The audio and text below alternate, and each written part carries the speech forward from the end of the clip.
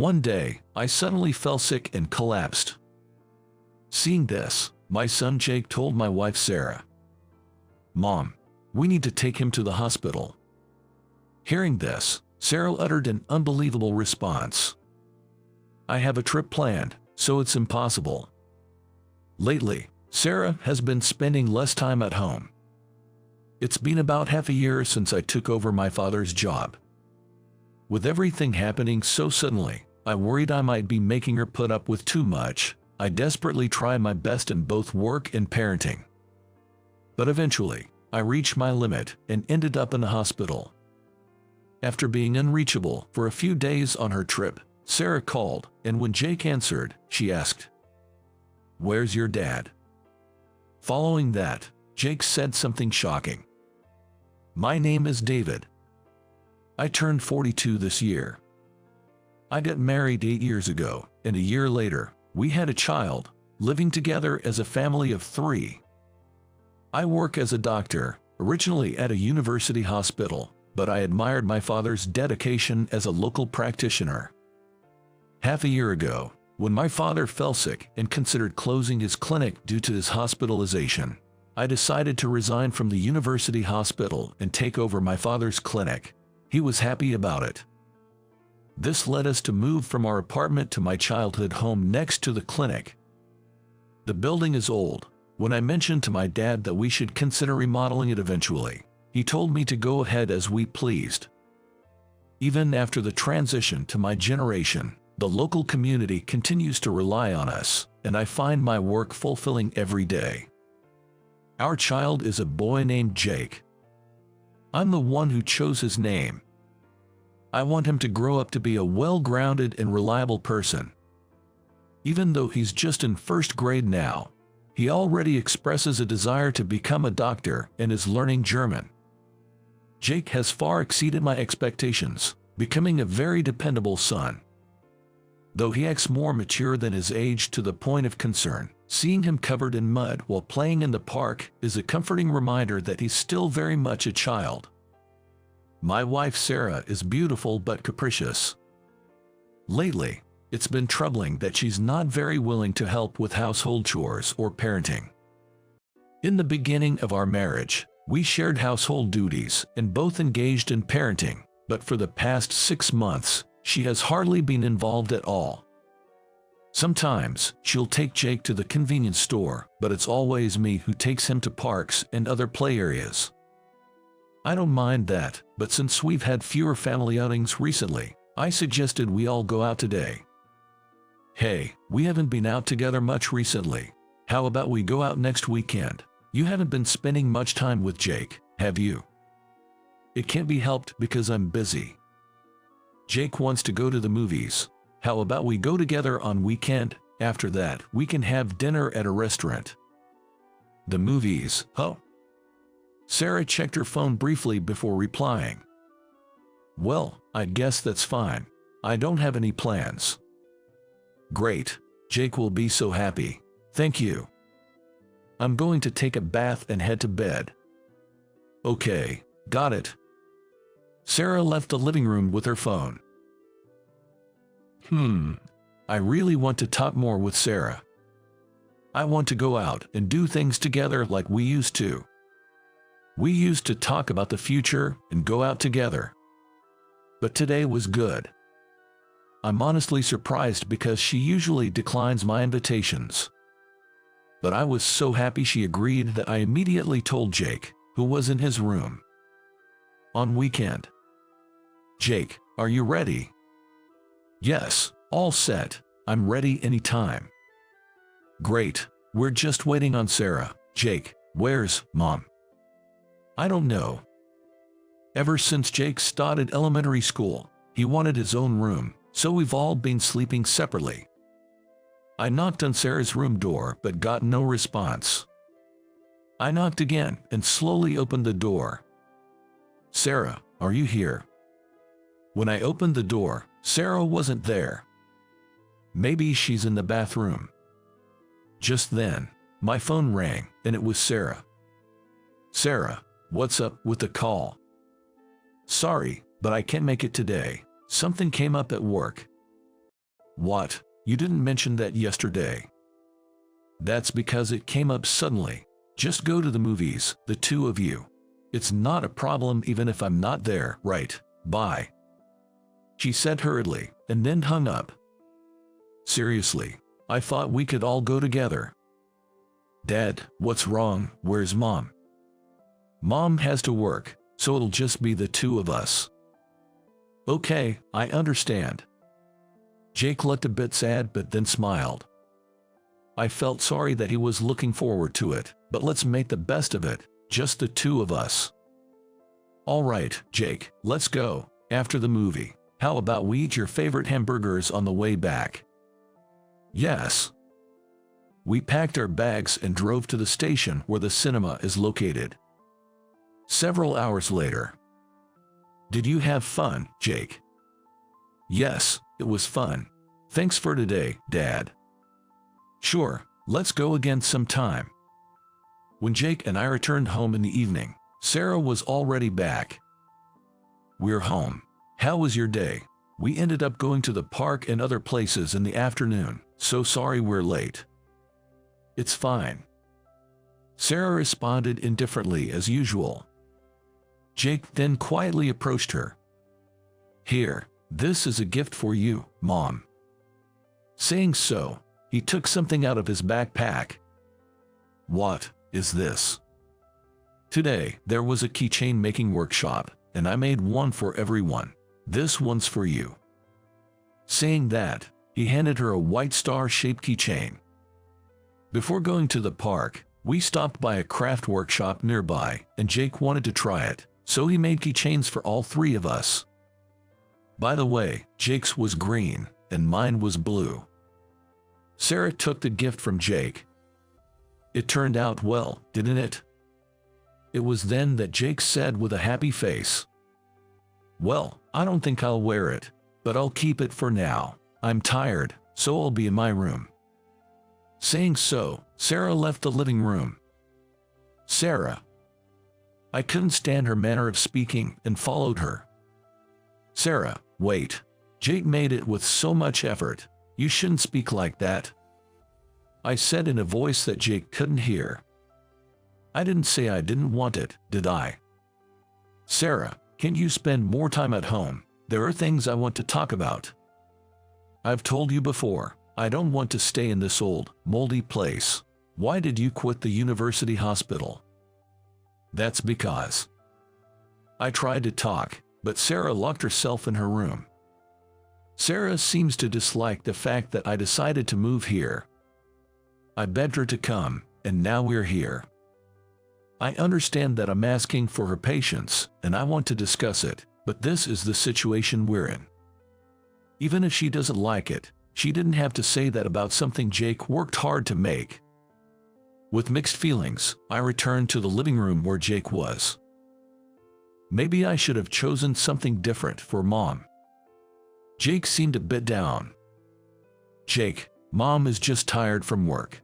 I will put it on my work bag. What about you, Jake? I think I'll put it on my backpack. Jake smiled brightly. Sarah's attitude must make him feel lonely. It wasn't like this before. It feels like she's become more distant since we moved here. This can't go on. I need to have a proper talk for Jake's sake. A few days later, when I finished work and returned home at night, Jake was waiting while watching TV. Sorry I'm late, Jake. I got caught up talking with a patient. I'll make dinner right away. Dad, how was your day? It's okay. Oh, I folded the laundry for you. Wow, thanks, Jake. Jake often takes the initiative to do things like laundry and vacuuming. I only let him cook when I'm with him, as it's still dangerous for him to do it alone. Jake is really becoming responsible. Dad. Oh, sorry, I'll get ready now. I can help you, too. After putting down my things, Jake and I started preparing dinner together. What do you want to do tomorrow, Jake? I have the afternoon off, so we can do anything you like. All right, I'll think about it. Good. Tomorrow is Jake's birthday. Sarah should definitely know. I emphasized it again yesterday, telling her to buy the gift for Jake, so it should be fine. Of course, I've prepared something too, but I'm worried if he'll like it. The next morning. Sarah must have come home late last night again. I can hear some noise from her room, so she must be there. I knocked twice. When she responded in a low voice, I opened the door to find her still in her pajamas, holding her cell phone. What? I'll be working until noon, so please take care of Jake. And did you get him a birthday gift? Also, don't forget we're going out in the afternoon. I know, okay. You don't have to tell me multiple times. Close the door when you're done. Sarah responded irritably, then went back to looking at her phone, so I gently closed the door as she asked, "Is everything really going to be okay?" I left feeling a mix of anxiety and hope, leaning more towards hope. When I went to the living room, Jake was already there. "Happy 7th birthday, Jake. Here's your birthday present." "Dad, thank you. Can I open it?" "Go ahead." Jake excitedly opened the bag. "Wow, yes, amazing." The present I gave Jake was a stethoscope I used to use. This stethoscope was given to me by my father when I was a child. I remember I was just as happy as Jake now. I had shown it to Jake before, and he really liked it, so I decided to pass it on to him. But I didn't want to give him just that, so I included a soccer ball as well. "Is it okay to get 2 presents? Just take good care of them, okay?" "Sure." Seeing him like this reminds me he's still very much a child. "Then, let's do whatever you want today. I'll finish up work quickly and come back, so wait with Mom, okay?" "Dad, make sure you do your work properly." "Yes, I'll work hard and seriously." After feeding Jake breakfast, I called out to Sarah before heading to work at the clinic next door. Past noon. When I finished work and returned home, I found Jake alone in the living room. "Where's your mom?" "She went out a little while ago." "What?" "She told me to wait here because you would be back soon." I immediately called Sarah on her cell phone. "Yes." Sarah responded with her usual irritable tone. "Sarah, why aren't you here?" "I had something come up. I'll be back by tonight." "Tonight? Today is Jake's birthday, you know that, right? Didn't we agree to go out together in the afternoon?" As I was scolding her over the phone, Jake shook his head vigorously. It seemed like he was saying it's okay. "All right, just make sure you come back tonight, got it?" "Okay, bye then." She hung up the phone. I was frustrated, but today is Jake's birthday. I decided to focus solely on Jake. "Jake, what is your plan today?"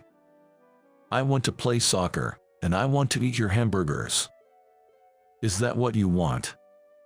When I asked, Jake nodded emphatically. So, Jake and I spent the day doing things he enjoys, like playing soccer and visiting a bookstore.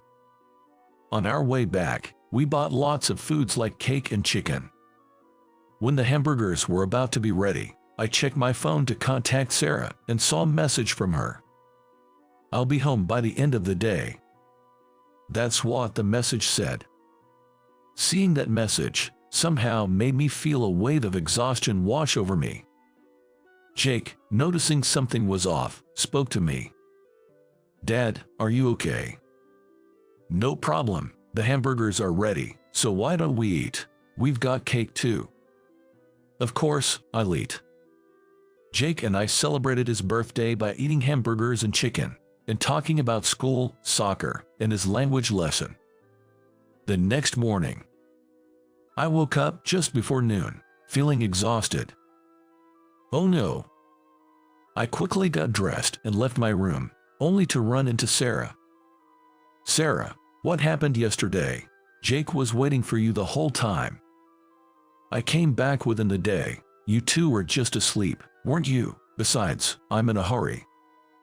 Sarah rushed off to the bathroom in a flurry.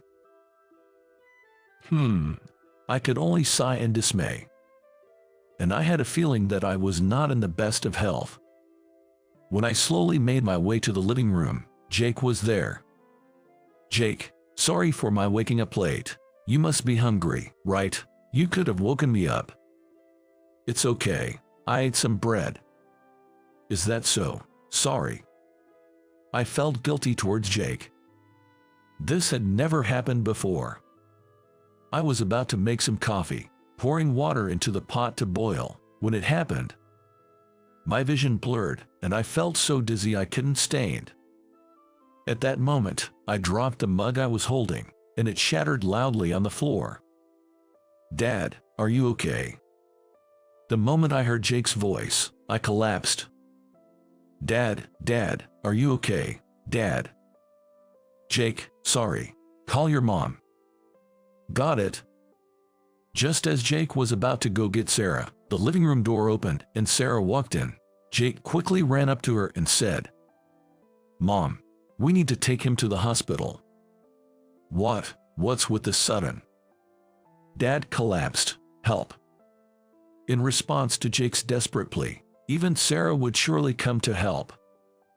I believed this, faintly aware in my fading consciousness. But Sarah's response was completely unexpected. I have a trip planned, so it's impossible.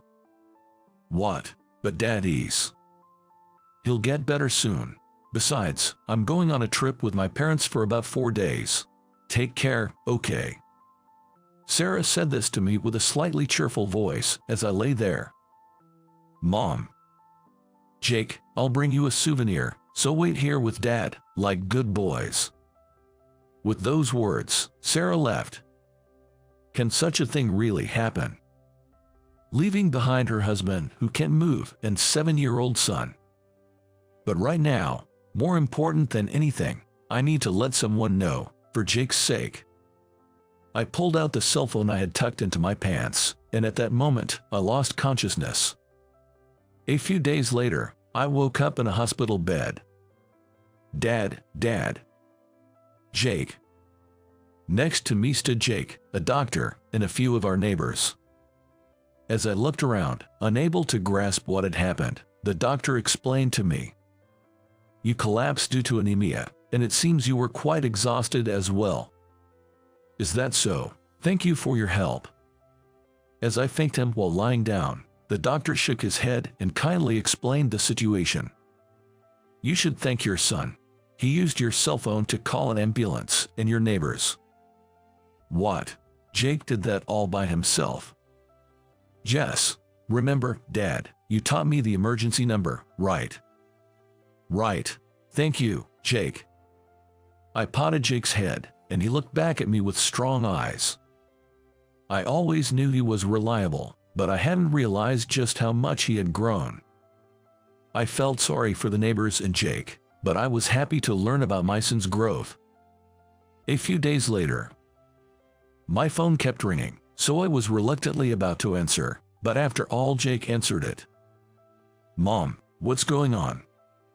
Jake, it's not what's going on. Where are you? Where? Where's your dad? Ignoring Sarah's frantic tone, Jake uttered some shocking words. Dad has gone far away. What? What do you mean far away? I'm at the restaurant near our house. Bye. Restaurant? Oh, wait. Ignoring Sarah's words, Jake hung up the phone. A few minutes later, Sarah hurried into the restaurant and sat down in front of Jake. Jake, and you're here too. Jake said you'd gone far away in a gloomy voice. What? You thought something happened to me after I collapsed? What? No, I was just worried. Sarah looked a bit embarrassed and looked down. Because Dad went to the faraway bathroom. Jake explained with an upward glance. Really, you're so confusing. But more importantly, the house. Why is our house gone? Sarah's panic was not just because she thought I had disappeared. but also because the house we had lived in was gone. Actually, I had been considering remodeling our house for some time. However, after discussing with my hospitalized father, we decided it would be better to demolish it and rebuild entirely, and he agreed, so we proceeded with that plan. I had wanted to discuss this with Sarah for a long time, but she never seemed willing to listen, so I kept it to myself. Well, it's going to be a new house. Amazing. You should have mentioned it. I'm totally surprised. Sarah, you are hardly ever home, right? Plus, didn't we discuss rebuilding the house someday when we moved here? Did we? So, when will it be ready? Sarah looked at me with a happy face. She's always been the type to wear her heart on her sleeve, so it's pretty easy to read her. I called neighbors who were with me at the hospital, and they came to the restaurant right away to take care of Jake for a bit. Well then, shall we have a serious conversation now? Oh, about the house for 3 of us. I think it'll be ready within 6 months. Really? But where's all my stuff? Did you store it somewhere? And why not in front of Jake? Well, the conversation we're about to have isn't suitable for Jake to hear. What's with that? You're speaking strangely. Sarah looked at me, puzzled. I've left your stuff at your young lover's place, you know. What? What are you talking about? There's nobody like that at all. I've checked everything, so lying won't work. What? Sarah changed her behavior drastically after we moved, suddenly becoming distant and unexpectedly busy with work, which was unlike her. I always felt something was off. Wondering if she was really busy, I asked my relative who works at the same place as Sarah, only to find out it seems that is not the case. Besides, I never thought Sarah would go on a trip with her parents. She used to say that her parents were quite strict, and they hadn't talked much for a long time. Therefore, after I collapsed, I decided to reach out to her parents just once. As expected, they were at home and had no clue about Sarah's whereabouts, prompting me to immediately contact a detective agency to investigate. Just as I suspected, Sarah had another man in her life. It seemed like he was young. This is the evidence of that. Oh, how did it come to this without me noticing? I presented the documents and photos submitted as investigation results in front of Sarah. There was no way she could talk her way out of this. Seemingly thinking the same, Sarah deeply apologized. I'm so sorry. I lost my way. I promise I won't do it again. Please forgive me, okay? We're a married couple, you know. What are you talking about? You guys were together when your husband fell sick and even on Jake's birthday, right? Let's get divorced. A divorce? Wait, but didn't you just say we were building a house for the 3 of us? That includes me, right? Indeed, we were in the process of building a house for 3 of us. But Sarah wasn't included in that plan. When I said 3 of us, I meant me, Jake, and my dad. What? No way. The change in environment was really stressful for me. Yes, it was because of stress. You'll forgive me, won't you? Sarah sat beside me and, without caring about the eyes around us, she cozied up with a sweet, pleading voice. While it's true that I changed our environment, that's no excuse for betraying your family. I handed Sarah the divorce affidavit and said, "Sign here, now. I'll demand compensation from both of you, and I'll take custody, so I'll be asking for child support too. If you don't agree, I'm prepared to take this to court, whatever it takes." No way. Understanding I was serious, Sarah, with tears streaming down her face, signed the document with shaking hands. Soon after, we officially divorced, and I was able to secure child support. Sarah found it difficult to stay at her job after this incident became known at her workplace, leading to her resignation. With nowhere else to go, she turned to the young man, but the man, furious about being sued for compensation because of her, kicked her out along with her belongings. Unable to secure a full-time job, Sarah now juggles part-time jobs, living quietly in an old apartment. I know this because Sarah insisted on giving Jake a birthday present, so I arranged a meeting at a restaurant. Just a month later, she looked completely different. Her hair unkempt and her frame even thinner. "Jake, sorry I'm late. Happy birthday." With those words, Sarah handed over the gift, and Jake silently accepted and opened it. Inside was a black bag. "Do you like it? You're in elementary school now, so I chose something a bit more mature," Sarah asked in a soft voice, to which Jake replied loudly, "I don't think I'll use it, but I'll keep it." "What? Oh, Jake." "Dad, let's go home." "All right, let's go." Sarah was stunned by Jake's unexpected response. Jake and I left the restaurant, leaving Sarah behind. A husband and wife are originally strangers to each other. When two such people marry and have children, living together, there will inevitably be many things that don't go as planned. This made me think anew that couples and families must help each other to continue. 6 months later, our new home was completed. My father was discharged from the hospital and seemed to be in good health. Wow, it's beautiful. Yes, I'm glad we decided to build a new house. From now on, it will be just the three of us men living together. There might be challenges, but believe we can live by supporting each other and working together. All right, I got to keep working hard. Go for it, Dad. Around Jake's neck hung the stethoscope I had given him, a symbol of encouragement. I made a firm pledge to myself to continue working with pride and compassion in my medical profession, to be a doctor and a father Jake can always rely on, instilling in him the belief that a career in medicine is noble.